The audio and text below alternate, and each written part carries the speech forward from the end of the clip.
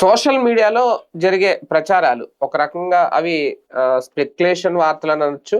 కానీ అవి ఒక్కొక్కసారి హై ప్రయారిటీ తీసేసుకుంటాయి. ఇప్పుడు ఎన్టీఆర్ విషయంలో 2 రోజులుగా అదే. ఎందుకు అంటే ఇది వాస్తవానికి 2-3 రోజులుగా జరుగుతోంది. ఇది పెద్దదైపోయింది. ఇది వాస్తవమా లేదంటే అవాస్తవం అనేది పక్కన పెట్టేసి దీని మీద డిబేట్లు, దీని మీద కౌంటర్లు, దీని వెనక వైసీపీ ఉంది, జగనే చేయించేశాడు అనే విమర్శలు మళ్ళీ పెద్ద పెద్ద నాయకులు, చిన్న చిన్నోళ్ళు కూడా కాదు, చేసాడు. అసలు ఎన్టీఆర్కి తెలుసో లేదో కానీ ఇదంతా వీళ్ళు చేసే ప్రచారం, వీళ్ళ ఒక మీటింగ్ డేట్ కూడా అనౌన్స్ చేసేసారు వీళ్ళు ఏకంగా. అప్పుడు ఎన్టీఆర్ వచ్చేస్తున్నాడు, మాట్లాడేస్తున్నాడు. నిజంగా ఆయనకు అంత అవసరం ఉందా లేదా? ఇందులో ఇంకొకటి కూడా, ఓకే, జగన్ మీద వైసీపీ మీద ఆరోపణలు చేయడం అనేది అది రాజకీయం. తెలుగుదేశం పార్టీలోనే 2 వర్గాలు ఉన్నాయా? ఆ రెండో వర్గం దీన్ని చేస్తుందా? ఇప్పుడు జగన్ని నిందించడం, జగన్ మీద రుద్దడం ఎంతవరకు కరెక్ట్? అదే టైంలో తెలుగుదేశం పార్టీలో ఏం జరుగుతుందో కూడా టీడీపీ నాయకులు ఆలోచించుకోవాలా? ఇదే అంశం మీద చర్చించే ప్రయత్నం చేద్దాం. సార్, రా ఎన్టీఆర్, ఇందులో ఇంకొకటి కూడా ఉంది. RAW రా అంటే ఒక రకంగా అది ఆ యాంగిల్లో వీళ్ళ రా ఎన్టీఆర్ రేపు 17-18 అలాగా, లేదంటే నిజంగా రా ఎన్టీఆర్ ఆయన ఇదైతే ఓకే, ఫేక్ అవాస్తవం తేలిపోయింది. కానీ ఎందుకు ఆ ప్రచారం? అంటే వాళ్ళు ప్రోగ్రామ్ అయితే పెట్టిన మాట వాస్తవం. అవును అవును, ప్రెస్ మీట్ అది అంతే. ఆ ప్రెస్ మీట్ లో ఊరు వాడ అంటే ప్రతి పల్లెలు ఈ డెవలప్మెంట్లు వీటికి ఒక 100 కోట్ల రూపాయలు ఖర్చు పెడతాం, అవసరం అయితే 200-300 దాకా అనేటటువంటిది ఓ ప్రచారం తెర మీదకి తీసుకొచ్చారు. దానికి వెబ్సైట్ ఇదంతా పెట్టుకొచ్చారు. ఆ పెట్టినటువంటి వాళ్ళు ఎవరు? వాళ్ళు ఏమన్నా వైఎస్ఆర్ కాంగ్రెస్ పార్టీ నాయకుల? అది ఆంధ్రజ్యోతి రాస్తే బాగుండేది. పేర్లతో సహా ఉన్నది అక్కడే ఎవరెవరు పెట్టారు. వాళ్ళు ఫస్ట్ నుంచి ఎన్టీఆర్ అభిమానులు. అయితే ఆ రా ఎన్టీఆర్ అనే ప్రోగ్రామ్ ని ఇంటర్ప్రిట్ చేసింది కొంతమంది అత్యుత్సాహపు సోషల్ మీడియా బ్యాచ్. ఇన్ఫ్లుయెన్సర్లు కూడా కాదు వాళ్ళు. ఇన్ఫ్లుయెన్సర్ అంటే వాళ్ళు మాట్లాడితే సమాజం విని గ్రహించి కొంత ఫాలో అవుతుంది అనే వాళ్ళని ఇన్ఫ్లుయెన్సర్ అంటారు. అలా కాకుండా ఇప్పుడు వీళ్ళు మడ్ స్లింగర్స్ అని ఇంకో కొత్త పేరు పెట్టాలి. వీళ్ళు బురదలు మాత్రమే వేస్తుంటారు, నోటికి వచ్చింది మాట్లాడేస్తూ ఉంటారు. అలాంటి ఏదో ఒక దాన్ని ఏమంటారు, ఊసుపోక కబుర్లు అంటారు చూడండి, ఊహాజనితమైనటువంటి మడ్స్లింగింగ్ గేమ్ నడుపుతుంటారు బ్యాచ్ ఉంటారు. వాళ్ళు తీసుకొచ్చారు అనవసరంగా ఈ గొడవని, వాళ్ళు పెట్టుకొచ్చారు ఈ పాయింట్ ని. ఏది వచ్చేస్తున్నాడు ఈయన అనేది. ఇది మొదట ఎన్టీ రామారావు వేసేటటువంటి అడుగు అన్నటువంటి. బేసిక్ గా నాకున్న అవగాహన మేరకు జూనియర్ ఎన్టీఆర్ ఇప్పట్లో గొడవలు పెట్టుకునేందుకు సిద్ధంగా లేడు. అతను రాదలుచుకునేటప్పుడు వాస్తవంగా బీజేపీకి వెళ్ళి రావచ్చు. అతను బీజేపీ ఇంత ముందు రాయేసింది, అమిత్ షా కూడా కలిశారు. జూనియర్ ఎన్టీఆర్ కావచ్చు, పవన్ కళ్యాణ్, జూనియర్ ఎన్టీఆర్, ఇట్లాగా 4-5 శక్తులు, నాగార్జున, వీళ్ళందరినీ, నితిన్, ఇట్లా అందరినీ ట్రై చేశారు. ఉంటే అటే వెళ్ళొచ్చు. అప్పుడు ఏమవుతుందంటే ఇతను కష్టపడక్కర్లేదు. విజయ్కి అందరు అనుకుంటున్నారు విజయ్ గబక్కన వచ్చేసాడని. అతను గబక్కన రాలా. తమిళనాడులో మీరు అడుగు పెడతంటే, నేను గతంలో నా పెళ్ళైన తర్వాత అక్కడే నా కాళ్ళు గడిగిన వాళ్ళు అక్కడే ఉంటారు తమిళనాడు. ఆ ఊర్లకి 1-2 సార్లు వెళ్ళాను నేను, 2-3 సార్లు. నేను వెళ్ళిన ప్రతిసారి చూసేది బోర్డు, ఊరు ఎంట్రన్స్ లో మనకి ఇక్కడ ఆర్చ్లు ఉంటాయి కదా, ఆ టైప్ లో ఆర్చ్ కాదు కానీ ఊరికి అటు ఇటు 2 వైపులా కూడా ఇతని ఇవి ఉంటాయి, హోర్డింగ్స్. ఆ ఊరి అసోసియేషన్ విత్ రిజిస్టర్డ్ నెంబర్, వాళ్ళ ఫోటోలు, పేర్లు అన్ని ఉంటాయి. రజనీకాంత్ అభిమాన సంఘం ప్రతి ఊర్లో ఉంటుంది అక్కడ. అది అక్కడ రజనీకాంత్ స్పెషాలిటీ. ఇతను ఏం చేశాడు విజయ్, గత 10 ఏళ్ల నుంచి కూడా ఇగో ఇతనికి అతనికంటే ఎక్కువ రావాలి అన్నటువంటిది. అందుకంటే అదొక దాన్ని ఏమంటాము, స్పర్ధయా వర్ధతే విద్య అనుకో. అందుకని అతను ఏం చేశాడు, రజనీకాంత్ సంఘాలు, రజనీకాంత్ అభిమాన సంఘాలు, పల్లెపట్టు సంఘం, లేకపోతే శివకాశి సంఘం, ఇట్లాగ పేర్లతో రిజిస్టర్ అయిపోతాయి. రిజిస్ట్రేషన్ కూడా జరుగుతాయి. ఏదేదో ఊరికినే వాళ్ళ లిస్ట్ రాసుకోవడం కాదు, రిజిస్టర్ చేయించుకుంటారు. అట్లా రిజిస్టర్డ్ సంఘాలు అన్ని ఉన్నాయి, వేలల్లో ఉన్నాయి. ప్రతి ఊరికి రజనీకాంత్ సంఘం ఉంటుంది. ఇతను దానికి పోటీగా రజనీకాంత్ సంఘాల కంటే ఇంకో 100 సంఘాలు ఎక్కువ పెట్టాడు ఇతను. పెట్టి వాళ్ళందరిది కోఆర్డినేషన్ జరుగుతుంది ఇతని తరపున ఎప్పటికప్పుడు. అలా ఎప్పుడో బాగా వేసి కూర్చున్నాడు. రాజకీయాలకి అనుగుణంగా సినిమాలు కూడా తీసాడు. తీసేసి ఆ తర్వాత లాస్ట్ ఫేజ్ లో ఇప్పుడు వచ్చాడు ఇతను. జూనియర్ ఎన్టీఆర్ చేయదలుచుకుంటే అట్లాగే చేసుకుంటాడు. అంతే. ఇప్పుడు అతను ఎక్కడా అట్లాంటిది అసలు రాజకీయం చేయట్లా. ఇప్పుడు చిరంజీవి అభిమాన సంఘం పవన్ కళ్యాణ్కి అదే వెనుదనుగా నిలిచింది కదా, మెగా ఫ్యాన్స్ అనేటటువంటి వెనుదనుగా నిలిచింది. జూనియర్ ఎన్టీఆర్ ఫ్యాన్స్ అనేటటువంటి దానికి అట్లాగా ఏమి వాస్తవంగా తెలుగుదేశం వాళ్ళే మేజర్ జూనియర్ ఎన్టీఆర్ ఫ్యాన్స్. ఆ తర్వాత ఈ తెలుగుదేశం ఇతన్ని డిజోన్ చేసుకోవడం ప్రారంభించాక చాలా మదన పడ్డారు, వాళ్ళు మల్లగొల్లాలు పడ్డారు. ఫైనల్ గా వాళ్ళు తెలుగుదేశంతో ఉంటారు, జూనియర్ ఎన్టీఆర్ ని అభిమానిస్తారు. లోకేష్ ని అభిమానించే వాళ్ళు జూనియర్ ఎన్టీఆర్ ని వివేదించడం కూడా ఎప్పుడో జరిగిపోయింది, జూనియర్ ఎన్టీఆర్ ని దూషించడం కూడా అయిపోయింది. ఇప్పుడు తెలుగుదేశంలో ఉన్న వాళ్ళు జూనియర్ ఎన్టీఆర్ ని అభిమానించకూడదు, ఒకవేళ అభిమానించినా బయటికి చెప్పకూడదు, అది అయిపోయింది ఏనాడు.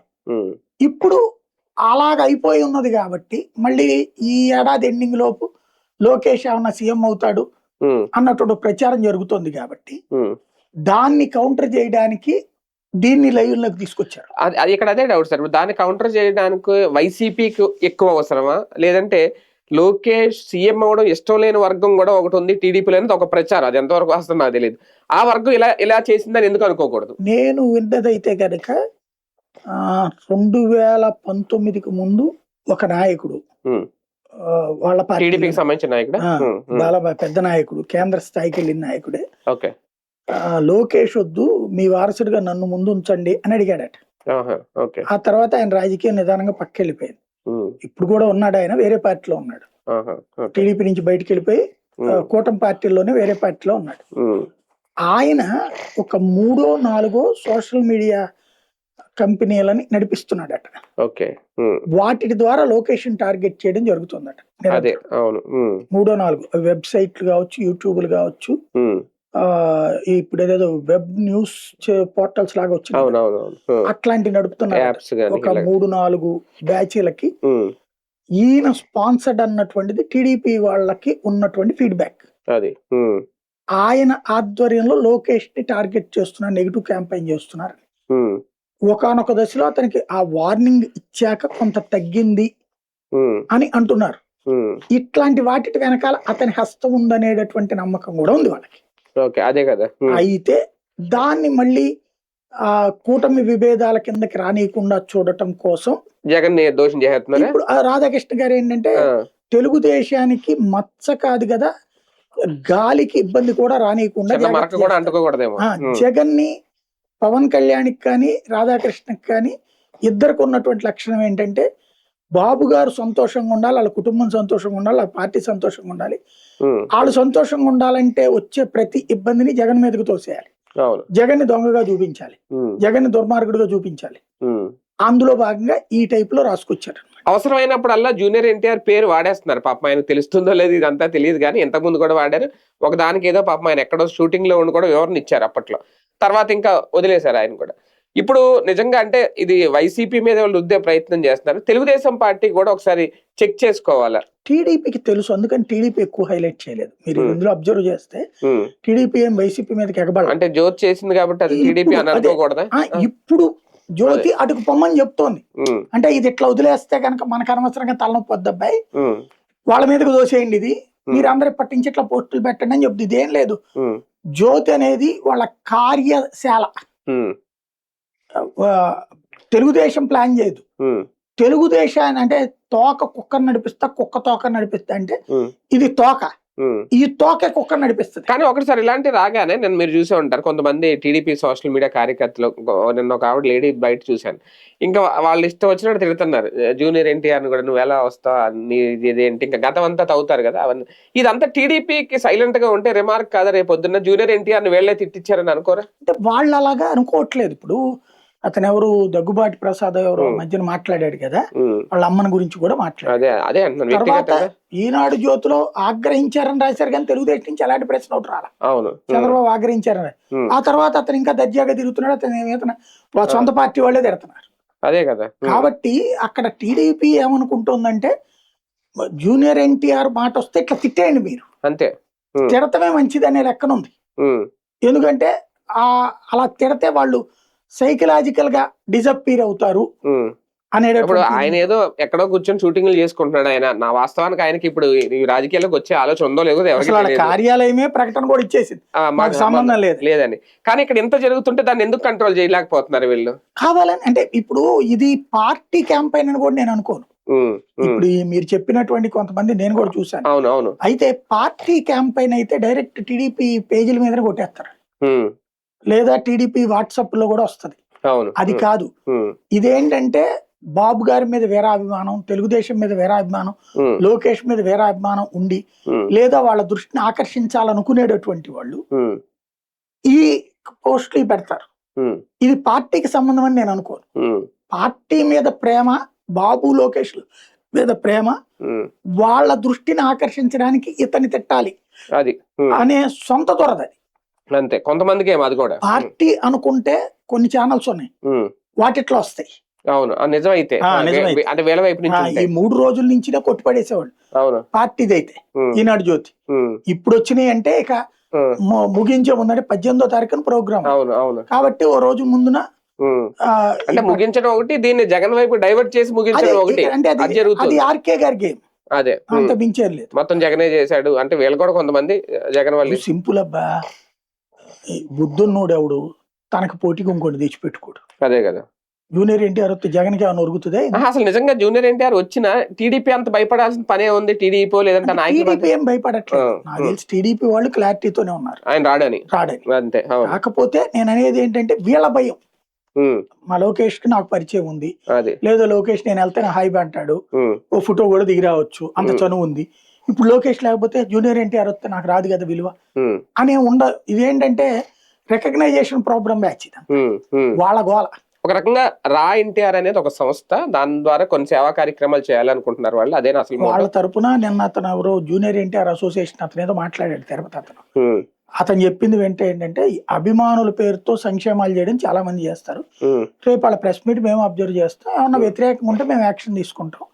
వాస్తవంగా మేము కూడా జూనియర్ ఎన్టీఆర్ వస్తున్నాడు అనేది మీడియాలో ప్రచారం, సోషల్ మీడియా ప్రచారం ఏం లేదనేది మేము క్లియర్ ఉంది. 4 రోజుల నుంచి మాకు కూడా డౌట్ వచ్చి మేము క్లాస్ చెక్ చేసుకున్నాం, చెప్పేశారు. అలాగే అధికారిక ప్రకటన కూడా వచ్చేసింది కదా, మేము దాన్ని ఏం దూషించం, ద్వేషించం. వాళ్ళు ఏమన్నా తిక్క పని చేస్తే ఈయన్ని ఓన్ చేసుకుని తిక్క పని చేస్తే ఇది లేదు, ఆయన పేరు చెప్పి సేవ చేస్తారా, అభ్యంతరం లేదు అంటున్నా. ఇక చేయనీయరు కూడా. ఒకవేళ రా ఎన్టీఆర్ పేరుతో వీళ్ళు ఏమన్నా ఊరు వాడల్లో డెవలప్ చేద్దామని చూసినా రానియరు, గవర్నమెంట్ రానియదు, చేయనీయరు టీడీపీ వాళ్ళు, అడ్డుపడతారు. మళ్ళీ అటు వాళ్ళకి పేరు వస్తుంది అక్కడ కూడా రాజకీయం. రైట్, చూద్దాం. మొత్తానికి ఇది ఇడిదిరిగి జగన్ మీద డైవర్ట్ చేసే ప్రయత్నం అయితే గట్టిగానే జరిగింది. కానీ నిజంగా ఆ ప్రెస్ మీటో లేదంటే ఆ సభ ఏం జరగబోతుంది, ఏం చెప్తారు? కానీ దీనికి రాజకీయాలకి సంబంధం ఉందా, ఇందులో జూనియర్ ఎన్టీఆర్ సంబంధం ఉందా అంటే వాస్తవంగా అయితే లేదు, అఫీషియల్ గా వాళ్ళే ప్రకటించారు.